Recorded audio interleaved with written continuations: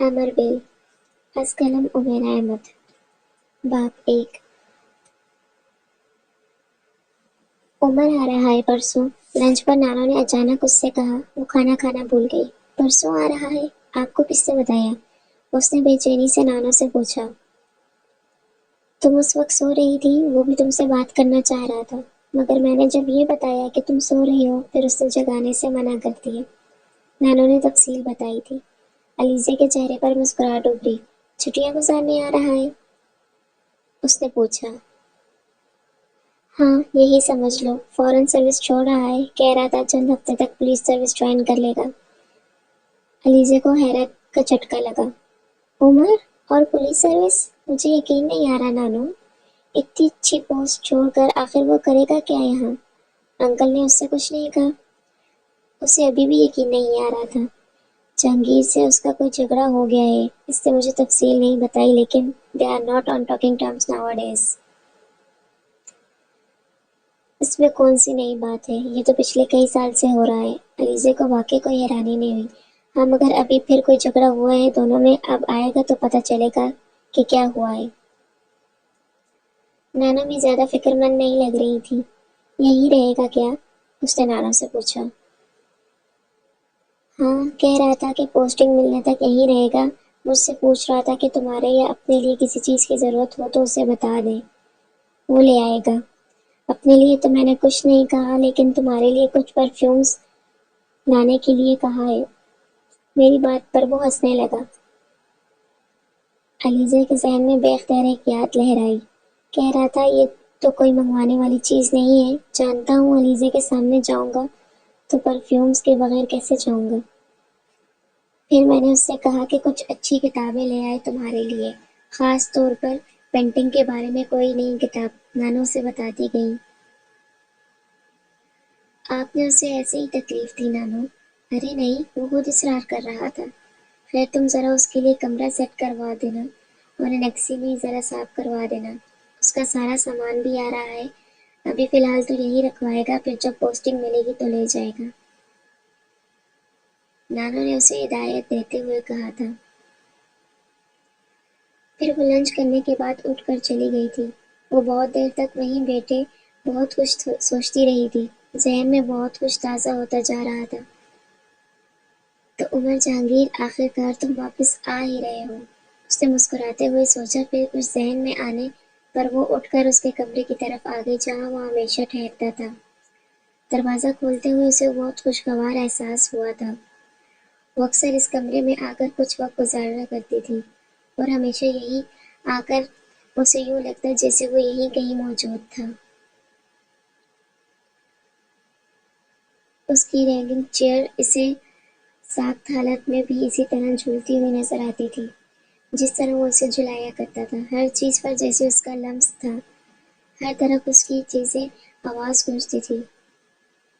وہی دھیما گہرا اور ٹھہرا ہوا لہجہ، وہی پرسکون دل کے کہیں اندر تک اتر جانے والی آواز، اور پھر وہی کھلکھلاتے ہوئے بے اختیار کہکے۔ اس کمرے میں آ کر سب کچھ جیسے زندہ ہو جاتا تھا۔ حسن عکس بن جاتا تھا اور عکس حقیقت بن کر اس کے ارد گرد پھرنے لگتا تھا۔ کمرے میں وہی مخصوص خوشبو بسی ہوئی تھی۔ عمر کے استعمال میں آنے والی چھوٹی چھوٹی چیزیں اسی طرح اپنی جگہ پر تھی جیسے انہیں کل ہی رکھا گیا ہو۔ اس نے یاد کرنے کی کوشش کی، پہلی بار وہ کب آیا تھا۔ اسے اپنے ذہن پر زور نہیں دینا پڑا۔ اسے اچھی طرح یاد تھا کہ وہ کس سال، کس تاریخ، کس دن اور کس وقت آیا تھا۔ بعض باتیں آپ کبھی بھولنا نہیں چاہتے، اور وہ کب گیا تھا اسے یہ بھی یاد تھا۔ بعض باتیں آپ کبھی یاد رکھنا نہیں چاہتے۔ علیزہ کے لیے تب سے آج تک وہ یہی تھا، اسی کمرے میں، کم از کم اس کے لیے۔ اسے اپنے پیچھے دروازہ کھولنے کی آواز آئی تھی۔ وہ بے اختیار پلٹی۔ اچھا کیا تم ابھی یہ کمرہ دیکھنے آ گئی، میں نے سوچا میں بھی ایک نظر ڈال ہی لوں۔ نانو اندر آ گئی تھی۔ چند لمحے تنقیدی نظروں سے وہ کمرے کا جائزہ لیتی رہی، پھر جیسے مطمئن بھی ہو گئی۔ میرا خیال ہے کہ سب کچھ ٹھیک ہی ہے، لیکن پھر بھی تم ذرا ہر چیز کو اچھی طرح چیک کر لینا، میں نہیں چاہتی کہ اسے یہاں کوئی تکلیف ہو۔ نانو مڑ کر کمرے سے نکل گئی تھی۔ وہ ڈریسنگ ٹیبل کی طرف بڑھ گئی تھی اور وہاں پڑا ہوا ایک پرفیوم اس نے ہاتھ میں لیا۔ آہستہ آہستہ اس نے پرفیوم کا ڈھکن اتار کر خوشبو کو محسوس کرنے کی کوشش کی۔ بے اختیار مسکراہٹ اس کے ہونٹوں پر آئی۔ ایک بار پھر ایک امیج اس کے ذہن میں لہرایا۔ اس نے ڈریسنگ ٹیبل کے آئینے کو دیکھا، وہاں یکدم کوئی اور نظر آنے لگا تھا۔ وہیں اسی جگہ چند سال پہلے وہ بے اختیار چند قدم پیچھے ہٹ گئی۔ اسے اپنی گردن اور بالوں پر پھوار پڑتی ہوئی محسوس ہوئی۔ وہ کار کا دروازہ کھول رہی تھی جب اس نے لاؤنج کا دروازہ کھول کر نانو کو باہر آتے دیکھا۔ شاید وہ کار کا ہارن سن کر باہر آئی تھی۔ انہوں نے اسے دیکھ کر دور سے ہی بازو پھیلا دیے۔ وہ مسکراتی ہوئی ان کے پاس جا کر لپٹ گئی۔ اس بار میں نے تمہیں بہت مس کیا، انہوں نے اس کے گال چومتے ہوئے کہا۔ میں نے بھی آپ لوگوں کو بہت مس کیا نانو، اس نے ساتھ اندر لاؤنج کی طرف جاتے ہوئے اس نے کہا۔ میں جانتی ہوں، انہوں نے بڑے پیار سے ساتھ چلتے ہوئے اسے اپنے کندھے سے لگایا۔ کیسا رہا تمہارا قیام؟ انجوائے کیا؟ ہاں، بہت انجوائے کیا۔ سمیرہ کیسی ہے؟ پاکستان کب آ رہی ہے؟ ممی ٹھیک ہے، ابھی پاکستان آنے کا کوئی پروگرام نہیں ہے، شاید اگلے سال آئے۔ لاؤنج میں آ کر اپنا بیگ صوفے پر رکھتے ہوئے اس نے کہا۔ 4 سال ہو گئے ہیں اسے وہاں گئے، ابھی بھی اس کا دل نہیں چاہ رہا تھا آنے کو۔ اس نے نانو کو بڑبڑاتے ہوئے سنا تھا۔ وہ کچھ دیر ان کا چہرہ دیکھتی رہی۔ وہ لوگ آسٹریلیا سے امریکہ شفٹ ہونے کا سوچ رہے ہیں۔ انکل کا کانٹریکٹ ختم ہو رہا ہے اس سال، امریکہ کی کسی کمپنی کی آفر پر غور کر رہے ہیں۔ ممی کہہ رہی تھی کہ اگلے سال اگر امریکہ سیٹل ہونے کا ارادہ کر لیا تو وہاں جانے سے پہلے پاکستان کا ایک چکر لگا کر جائیں گی۔ اس نے جیسے نانو کو تسلی دینے کی کوشش کی تھی۔ تمہارے باقی بہن بھائی کیسے ہیں؟ نانو نے جیسے اس کا چہرہ پڑھنے کی کوشش کی۔ بہت اچھے ہیں، اب تو بہت بڑے ہو گئے ہیں، میں تصویریں لے کر آئی ہوں، آپ دیکھ لیجیے گا۔ اس نے نظریں چراتے ہوئے جھک کر اپنے جاگرس کھولنے شروع کر دیے تھے۔ نانو خاموشی سے اس کا چہرہ دیکھتی رہی تھی۔ تم پہلے سے کمزور ہو گئی ہو۔ ہاں، شاید میں کچھ دن بیمار رہی تھی، وہاں پانی سوٹ نہیں کر رہا تھا۔ ایک ہلکی سی مسکراہٹ کے ساتھ اس نے نانو کو بتایا۔ بیمار ہو گئی تھی؟ مگر تم نے مجھے تو نہیں بتایا۔ سمیرہ نے بھی فون پر ذکر نہیں کیا۔ نانو اٹھ کر تشویش بھرے انداز میں اس کے پاس آ کر بیٹھ گئی تھی۔ میں نے منع کر دیا تھا، آپ خواہ پریشان ہو جاتی، ویسے بھی زیادہ سیریس بات نہیں تھی، اس نے لاپرواہی سے کہا۔ پھر بھی تمہیں بتانا تو چاہیے تھا اس طرح۔ نانو پلیز، میں ٹھیک ہوں، آپ خود دیکھ لیں، کیا آپ بیمار لگ رہی ہوں؟ اس نے بات ٹالنے کی کوشش کرتے ہوئے کہا۔ کرسٹی کہاں ہے؟ اسے ایک دم جیسے یاد آیا تھا۔ سیڑھیوں کے نیچے سو رہی تھی۔ میں نے تم سے چائے کا بھی نہیں پوچھا، میں ذرا تمہارے کھانے کے لیے کچھ کہہ کر آتی ہوں۔ نانو اٹھ کر کچن کی طرف چلی گئی۔ اس نے گہرا سانس لے کر صوفے کی پشت سے ٹیک لگا لی۔ ایک ماہ بعد واپس آ کر اسے بہت سکون، بہت طمانینت کا احساس ہو رہا تھا، یوں جیسے وہ گھر واپس آ گئی ہو۔ ہر چیز اسی طرح تھی۔ وہ اٹھ کر کھڑکی کے پاس آئی۔ مالی گھاس کاٹ رہا تھا۔ وہ کچھ دیر تک بے مقصد اسے دیکھتی رہی، پھر وہاں سے کوریڈور کی طرف آ گئی تھی۔ کوریڈور کو کراس کرنے کے بعد اسے سیڑھیاں نظر آئیں۔ بے اختیار ایک مسکراہٹ اس کے چہرے پر نمودار ہو گئی تھی۔ کرسٹی، اس نے بلند آواز میں پکارا۔ میاؤں کی آواز کے ساتھ ایک بلی سیڑھیوں کے نیچے نمودار ہوئی اور تیزی سے اس کی طرف لپکی۔ وہ گھٹنوں کے بل فرش پر بیٹھ گئی تھی۔ بلی سیدھی اس کے پاس آئی تھی۔ اس نے اسے گود میں بٹھا لیا۔ چند منٹوں تک وہ اس کا سر اور جسم سہلاتی رہی، پھر اس نے ہاتھوں میں اٹھا کر اپنے چہرے کے پاس کیا۔ میں نے تمہیں بہت بہت مس کیا ہے۔ اس نے سفید بلی سے یوں کہا تھا کہ جیسے وہ اس کی بات سمجھ رہی ہو۔ تم نے مجھے یاد کیا؟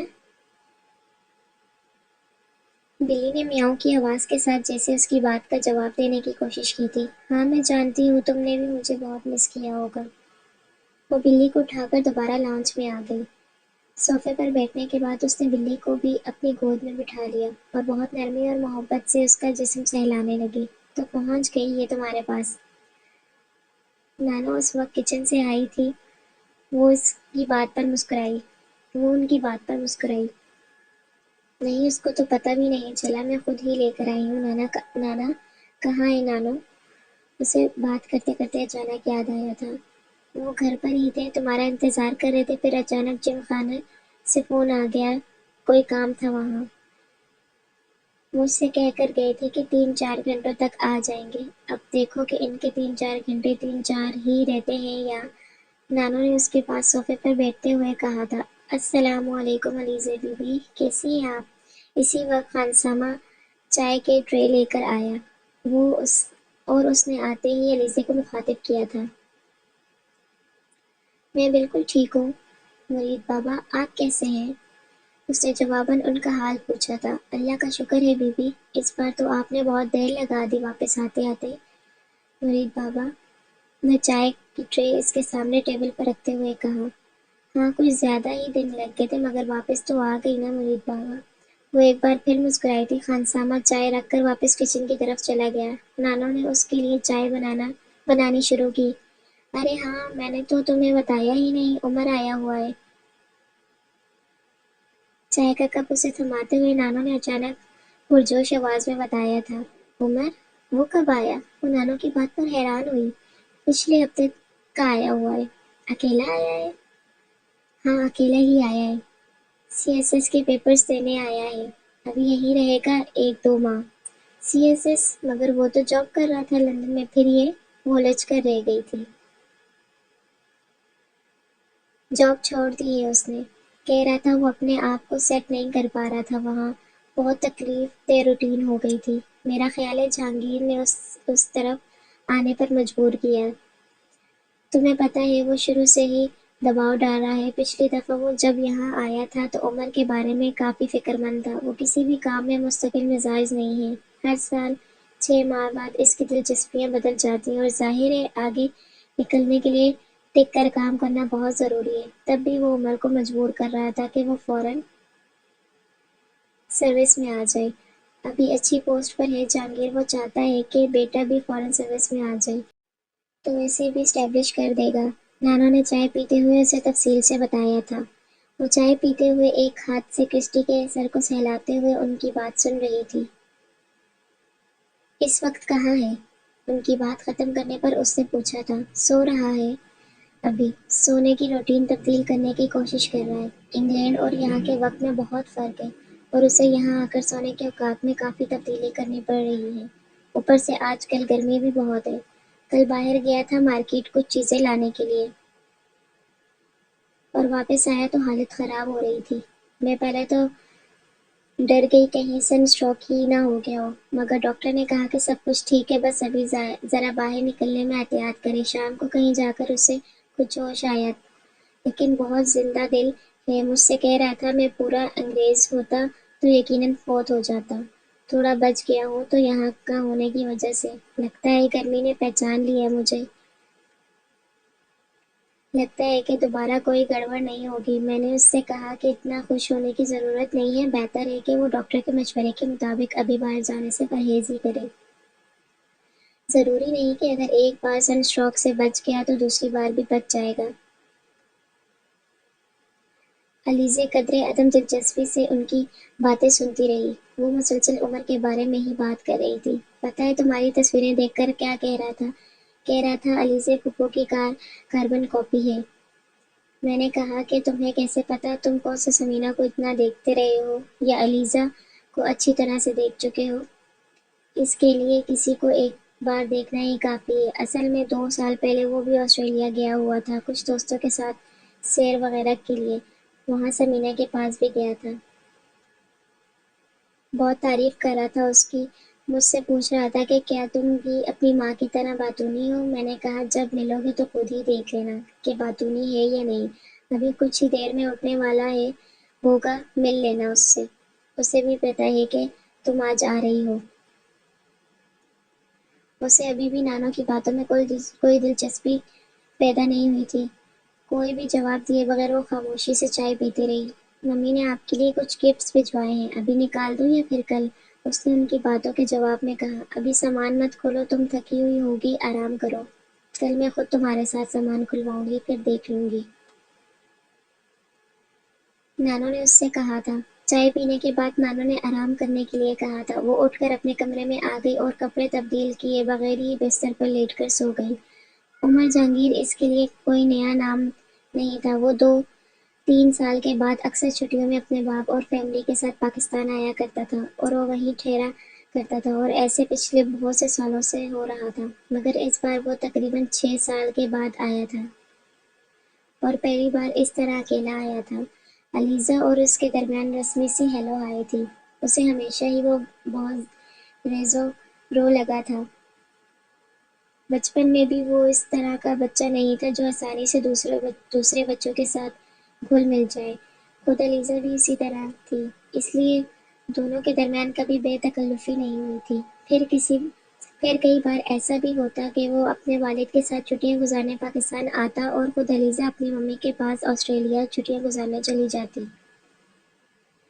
اس لیے انہیں کبھی بھی ایک دوسرے کے ساتھ زیادہ وقت گزارنے کا موقع نہ ملا، اور اب بھی عمر جہانگیر کی آمد اس کے لیے کوئی خاص خوشی کا باعث نہیں بنی تھی۔ اسے اندازہ نہیں ہوا وہ کتنی دیر سوئی رہی۔ جب دوبارہ بیدار ہوئی تو کمرے میں اندھیرا پھیلا ہوا تھا۔ اس نے سائڈ ٹیبل پر رکھی ہوئی رسٹ واچ ہاتھ میں لے کر ٹائم دیکھنے کی کوشش کی تھی۔ میڈم ڈائل 7 بجا رہا تھا۔ اس نے اٹھ کر کمرے کی لائٹ آن کر دی۔ وارڈروب سے کپڑے نکال کر وہ واش روم میں چلی گئی تھی۔ جب وہ لاؤنج میں آئی تو 7:15 ہو رہے تھے۔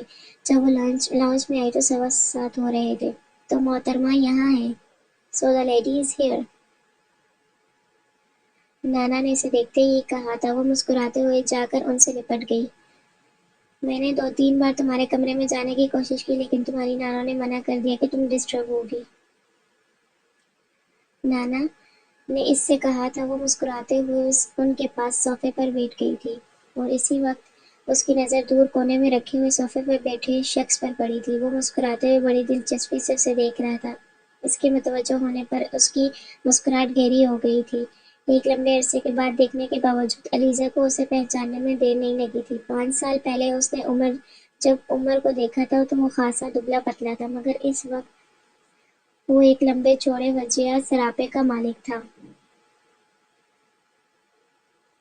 وہ اس سے 8 سال بڑا تھا، مگر اپنی قد و قامت کے لحاظ سے وہ اپنی عمر سے بڑا نظر آ رہا تھا۔ وہ بے اختیار کچھ جھجکی۔ اس کی سمجھ میں ہی نہیں آیا کہ وہ اسے کیسے مخاطب کرے۔ گلا صاف کرنے کی کوشش کرتے ہوئے اس نے کہا، ہیلو، آپ کیسے ہیں؟ Hello, how are you? Umar نے ہلکے سے سر کو نیچے کیا تھا۔ میں ٹھیک ہوں۔ Oh, I am fine. It means you have recognized me. Am I right Aliza? اس نے اس طرح اس کی بات کا جواب دیا تھا جیسے وہ اس کا بہت گہرا دوست ہو۔ یس، نانو told me about you. She was. وہ عمر سے بات کر رہی تھی جب نانو نے اسے آواز دی، علیزہ، شہلا کا فون ہے، بات کر لو۔ اس نے چونک کر نانو کو دیکھا تھا۔ ان کے ہاتھ میں کارڈ لیس تھا۔ Excuse me. وہ اپنی بات ادھوری چھوڑ کر نانو کے ہاتھ سے کارڈ لیس لے کر ڈائننگ کی طرف چلی گئی تھی۔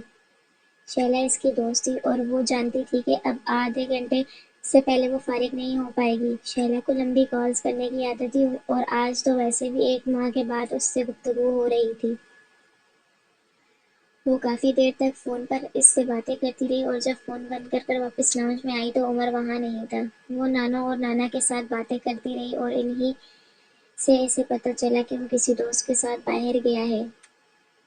کھانا کھانے کے بعد وہ دیر تک نانا کے ساتھ بیٹھی رہی تھی، پھر اٹھ کر اپنے کمرے میں آ گئی۔ عمر تب تک واپس نہیں آیا تھا۔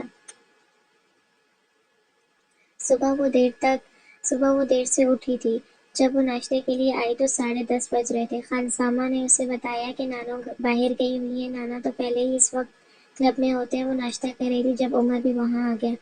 ہیلو ہائی کے بعد وہ بڑی بے تکلفی سے اس کے سامنے ہی چیئر کھینچ کر بیٹھ گیا تھا۔ وہ خود بھی ناشتہ کرنے لگا، ساتھ ساتھ وہ اس سے باتیں کر رہا تھا، اس کی مصروفیات کے بارے میں پوچھ رہا تھا، آسٹریلیا میں اس کی سرگرمیوں کے بارے میں بھی پوچھ رہا تھا۔ علیزہ نے نوٹ کیا کہ وہ پہلے کی نظر بہت خوش مزاج ہو گیا ہے۔ پہلے کی طرح رزرو سا نہیں تھا۔ کافی دیر تک انگلش میں دونوں میں گفتگو جاری رہی۔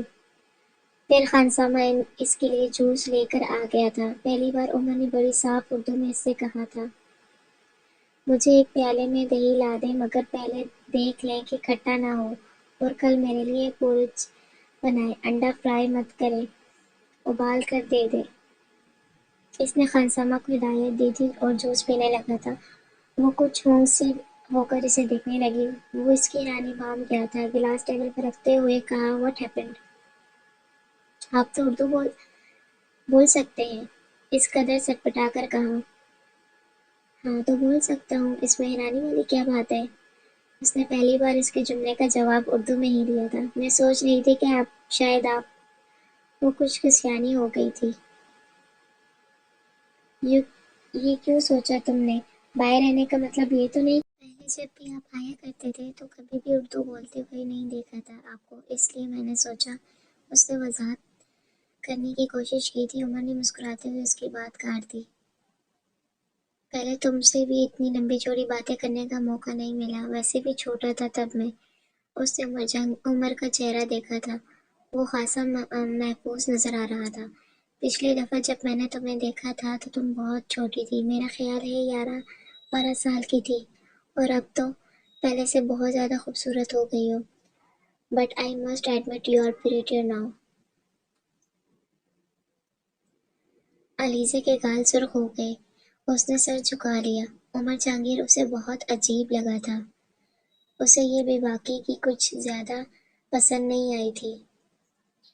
میں دوبارہ کبھی اکیلے اس کے پاس نہیں بیٹھوں گی، اس نے ٹوسٹ کھاتے ہوئے سوچا تھا۔ وہ ناشتہ ختم کرتے ہی اٹھ کر واپس اپنے کمرے میں چلا گیا تھا۔